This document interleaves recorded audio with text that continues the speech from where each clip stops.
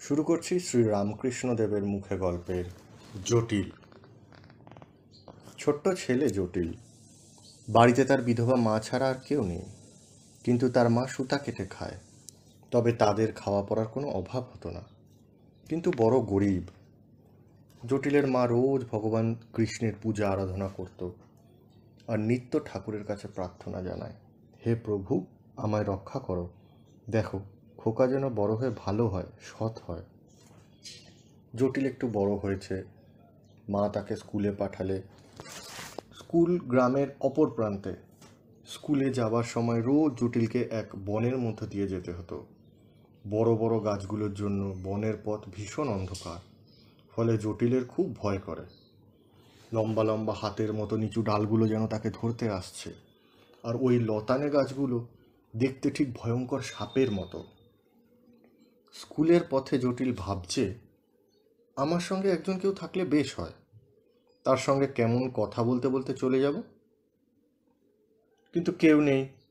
বনের পথে সে একলা, ভয়ে তার বুক দুরু দুরু। তাই যত তাড়াতাড়ি সে পারে ছুটতে লাগলো। শেষে স্কুলে পৌঁছালো। স্কুলে তার ভারী আনন্দ। মাস্টারমশাই কত ভালো লোক, আর অন্যান্য ছেলেদের সঙ্গে তার কত খেলা, কত মজা। স্কুল শেষ। অমনি তার চিন্তা আরম্ভ হলো, কি করে সে বাড়ি ফিরবে ওই বনের পথ দিয়ে। এবারে অবস্থা আরও খারাপ, কেননা সন্ধ্যা হয়। চারিদিকে সব অদ্ভুত অদ্ভুত ছায়া। আলো আধারে ওই লম্বা লম্বা হাতগুলো, লতানে সাপগুলো আরও ভয়ঙ্কর। ভয়ে জটিল বনের পথ দিয়ে ঊর্ধ্বশ্বাসে দৌড়াচ্ছে, ছুটছে আর ছুটছে। শেষে এক দৌড়ে বাড়িতে হাজির হলো। বাড়ির উঠোনে মাকে দেখেই সে একেবারে কান্নায় ভেঙে পড়ল। তখন আদর করে তাকে কোলে নিয়ে মা জিজ্ঞেস করলো, কি হয়েছে খোকা, মাস্টারমশাই খুব বকেছেন বুঝি?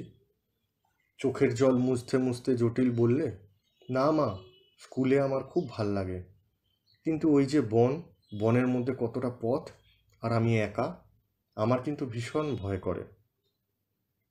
ভয় পাবার কিছু নেই বাবা, কয়েকদিন পরে সব ঠিক হয়ে যাবে। উহু, আমার খুব ভয় করে, সঙ্গে কেউ গেলে আর ভয় লাগবে না। কাকে পাঠাবো বাছা, তোর সঙ্গে যাবার মতো আর যে কেউ নেই আমাদের। এই বলে জটিলের মা চোখ বুজে কি যেন চিন্তা করতে লাগলো। কিছুক্ষণ পরে চোখ খুলে হাসতে হাসতে বলল, ওহো, একেবারে ভুলেই গেছিলাম, বনে তোর এক দাদা আছে, সে তোকে সঙ্গে করে নিয়ে যাবে, কেমন? জটিল অবাক হয়ে জিজ্ঞেস করলে, দাদা? মা, আমার বড় ভাই আছে। হ্যাঁ বাবা, তার নাম মধুসূদন। কোথায় থাকে? আমাদের সঙ্গে থাকে না কেন? সে বনেই থাকে, গরু চড়ানো তার কাজ। কাল স্কুলে যাবার সময় তাকে ডাকবি, দেখবি গরু কাজ ছেড়ে ঠিক তোর কাছে চলে আসবে, আর সঙ্গে করে নিয়ে যাবে, কোনো ভয় নেই। জটিল ভারী খুশি, এখন আর কোনো ভয় নেই, বরং সে কালকের জন্য অপেক্ষা করছে, কখন দৌড়ে গিয়ে সে বনের মধ্যে তার দাদাকে দেখবে। পরের দিন সকালবেলা স্কুলে যাওয়ার সময় মাকে প্রণাম করে জটিল রওনা দিল। তার মা কুটির দুয়ারে দাঁড়িয়ে একদৃষ্টে তাকিয়ে আছে আর প্রার্থনা করছে, হে মধুসূদন, অকিঞ্চনের এই ছেলেটিকে তুমি দেখো। বনে গিয়েই জটিল থমকে গেল। আবার সেই ভয়ঙ্কর পথ। সে ডাকছে, ও দাদা মধুসূদন, তুমি এসো, আমায় নিয়ে চলো। কিন্তু কোথায় কোনো মানুষের সাড়া শব্দ নেই। জটিল ভাবছে, দাদা বোধহয় অনেক দূরে, তাহলে আরো জোরে ডাকি। চিৎকার করে সে ডাকছে, তবুও কেউ সাড়া দেয় না। তখন মনে মনে ভাবছে, দাদা ঠিক এখানে কোথাও আছে, মা তো বলেছে ডাকলে সে নিশ্চয়ই আসবে, আচ্ছা আবার ডাকি। ব্যাকুল হয়ে জটিল চিৎকার করছে আর ডাকছে, কেউ কিন্তু কোথাও নেই। শেষে জটিল কেঁদে কেঁদে বলতে লাগলো, মা তো বলেছে তুমি আসবে, কোথায় তুমি দাদা মধুসূদন? ওই ওই বুঝি বাঁশি বাজে। হ্যাঁ, ঠিক তখনই জটিল শুনতে পেল এক সুমধুর বাঁশির শব্দ। বংশীর ধ্বনি ক্রমশ কাছে আসছে। শেষে জটিল দেখলে সুন্দর একটি ছেলে বনের পথ ধরে তার দিকেই এগিয়ে আসছে।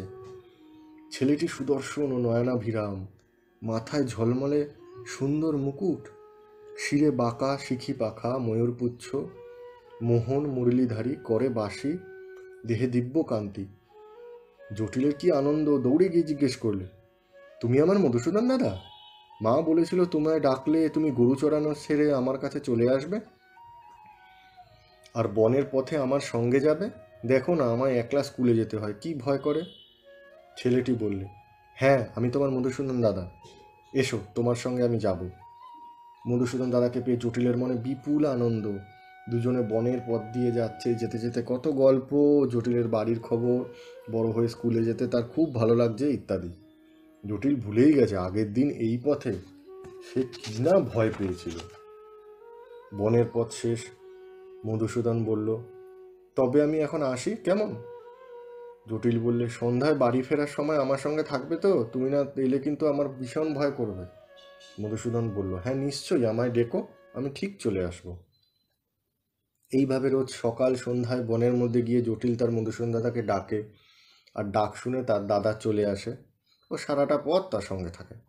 দুজনে কত গল্প, কত আনন্দ। জটিল বলে তার মায়ের কথা, স্কুলের কথা, এইসব।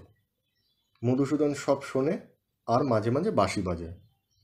একদিন বাড়ি ফেরার পথে জটিল বললে, আমাদের স্কুলে ভোজ হবে, মাস্টারমশাই প্রত্যেককে কিছু না কিছু নিয়ে যেতে বলেছেন, কাল আমায় বলতে হবে আমি কি নিয়ে যাব। মধুসূদন জিজ্ঞাসা করলো, আচ্ছা তুমি কি নিয়ে যাবে?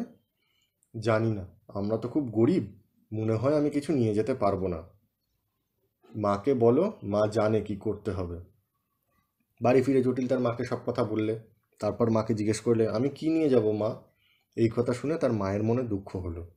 মা বলল, দেবার মতো আমাদের যে কিছু নেই বাবা, টাকা পয়সা থাকলে কিছু কিনে দেওয়া যেত। তোর মধুসূদন দাদাকে না হয় একবার বলে দেখ না। জটিল বললে, দাদা কিন্তু তোমায় জিজ্ঞেস করতে বলেছে, বলেছে তুমি জানো কি করতে হবে। জটিলের মা হাসতে হাসতে বলল, আচ্ছা সে কথা বলেছে, ঠিক আছে, তাকে বল যে আমি তার উপরই নির্ভর করি। পরদিন সকালে স্কুলে যাবার পথে জটিল তার মধুসূদন দাদাকে সব কথা শেষে বললে, মা বলেছে সে তোমার উপরই ভরসা করে। তখন মধুসূদন হেসে বলল, ঠিক আছে, মাস্টারমশাইকে বলো ভোজে যত দই লাগবে সব তুমি দেবে। জটিল বললে, তাহলে বড় ভার নিতে হবে কিন্তু, কেননা আমরা 20 জন তো হবই। আজ স্কুলে বিরাট ভোজ।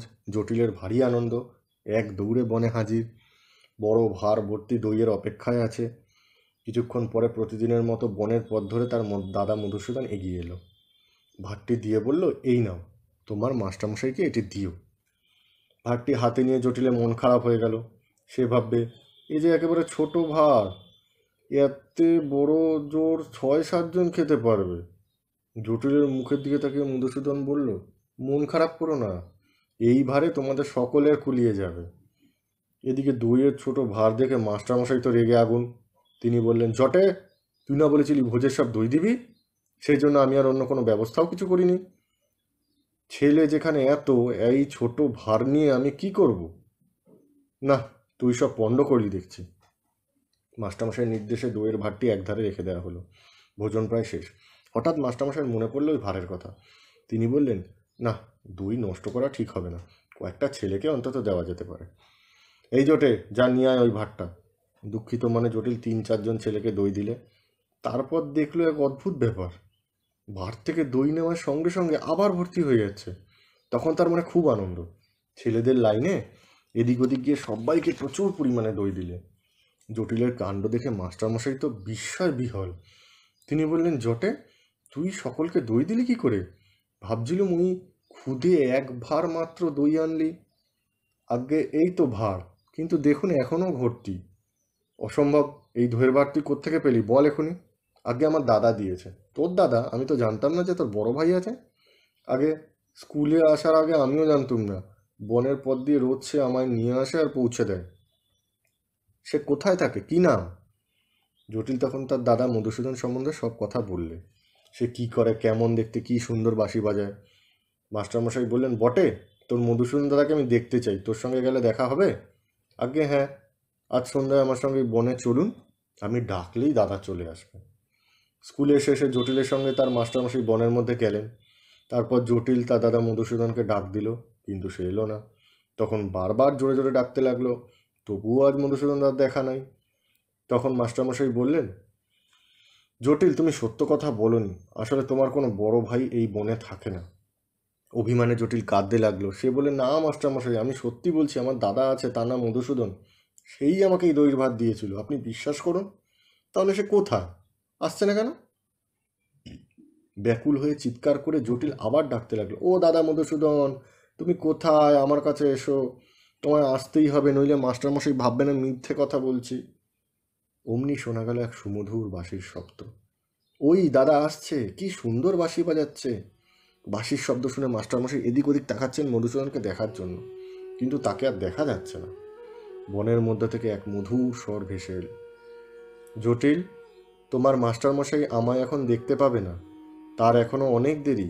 সরল বিশ্বাসের জন্য তুমি আমায় পেয়েছ, আর তোমার মায়ের ভক্তি বিশ্বাস আমায় মুগ্ধ করেছে। সে আমার কাছে প্রার্থনা করেছিল, তাই তোমার সঙ্গে রোজ বনের পথে যাই। শেষে জটিল বুঝতে পারল যে স্বয়ং ভগবান বিষ্ণু তার মধুসূদন দাদার রূপ ধরে এসেছিল।